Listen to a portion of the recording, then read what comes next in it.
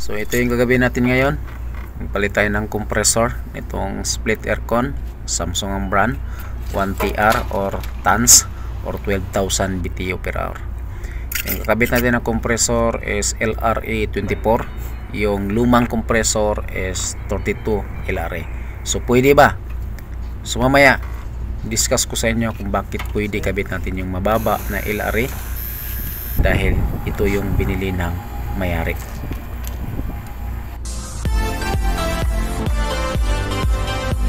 So ito yung chinikap natin nakarang araw guys.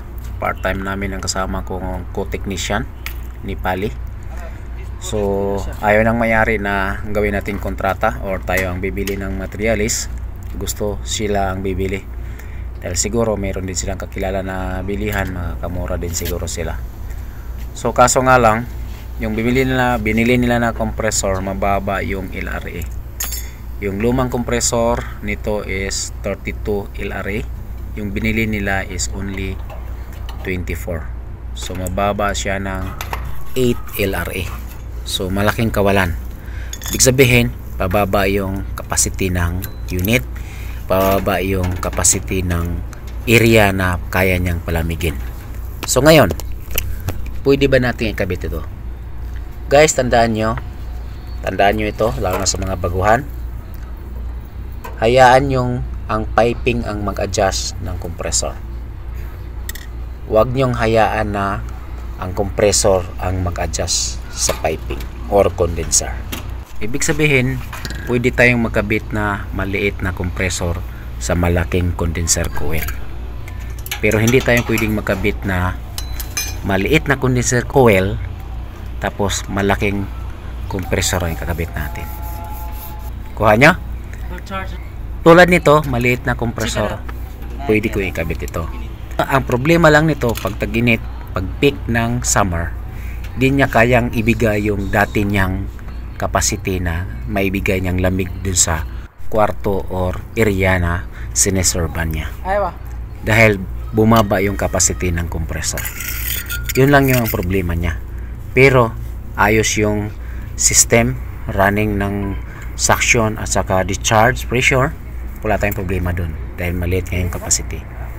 Okay, pero pag malaki, dun yung problema guys, mag high pressure yung compressor dahil magkaroon tayo ng short cycle dahil maliksi yung piping natin or system, tapos malakas or mabilis mag pump yung compressor. Kaya hindi tayo pwedeng magkabit ng malaking capacity na hindi tugma sa unit. Kahit ito, hindi ito dapat, pero yun yung gusto ng mayari. So yun, gagawin natin. Pero ang sinabi ko sa mayari guys, pag magka-problema ngayong summer, hindi ako magbigay ng warranty sa'yo. Dahil talagang hindi naman din kainitan, pero hirap yung compressor dahil hindi siya makapag-automatic. Gana siya ng gana kasi hindi niya ma-reach yung setting ng thermostat. Yun lang yung problema. Pero yung running ampere, running pressure, wala tayong problema. Okay, so ito guys, kinakabit ko na yung bagong compressor. Mababa siya ng 8 LRA. So ayan, ready for bracing na. At saka pinatanggal na rin ng mayari yung 3-way bulb dahil ayaw na rin niyang gamitin. Wala naman ding hindi niya ginagamit yung heater. So tinanggal na rin natin dahil nga baka nag malfunction na rin minsan yung 3-way bulb. Dahil gusto ko rin sanang palitan dahil yung problema ng compressor nito guys, siya nag loss compression, baka maya kasi nagka-problema dun sa 3-way bulb. So nakita nyo guys, ginamitan ko rin siya ng or tinakpan ko yung terminal ng basahan na may tubig habang naghihinang ako kanina para safety yung terminal at saka yung takip ng terminal. So yan, nagbabacuum na tayo. Vacuum lang natin ng kahit mga 1 hour para talagang na-evacuate natin ang maayos yung system habang nagkakabit tayo ng electrical controls or ibabalik natin yung mga connection ng electrical, tapos tsaka tayo magkarga ng refrigerant R22. So ito yung coding ng terminal. Tsaka nagpalit na rin tayo ng run capacitor dahil sobrang mataas yung una or yung luma. So magpalit tayo ng baba ng konti, 35 microfarad. Yung dati kasi 40 microfarad. So binabaan natin dahil mababa nga yung LRA ng compressor. So yan, kanina pa tayo nag-vacuum. Karga na natin para makauwi na rin tayo. So pag magkarga nito guys, hindi tayo pwede magbase dun sa nameplate ng unit dahil nga mababa na yung niya, LRA ng compressor. Talagang mababa yung running ampere nito. So at saka ngayon hindi pa rin masyadong tag-init dito sa Saudi. So kahit 50 PSI lang yung suction natin.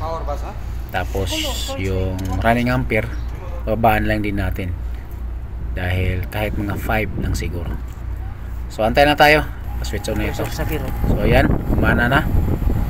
So ito yung karga natin, saka yung running ampere niya is 4 ampere lang. So sobrang baba lang dahil nga 1 horsepower lang ito guys. Dahil 20 LRA is equivalent of 1 horsepower. So yan, lamig na yung piping suction. So karga natin guys. So tubaas ng konti yung karga natin. So pwede na yan dahil pag tag-init tataas din yan, aabot din yan ng mga 60. So sobrang baba ng running ampere natin, so wala tayong problema. So yan, okay na guys. So yun ang tandaan nyo guys, tulad nito, sabihin nyo lang talaga sa may-ari na ang cost or yung mangyayari pag tag-init dahil nga bumaba tayo ng capacity ng compressor. At least alam nila, so labas na tayo doon dahil yan ang gusto nila. So yan, part time guys, 250 ang charge namin.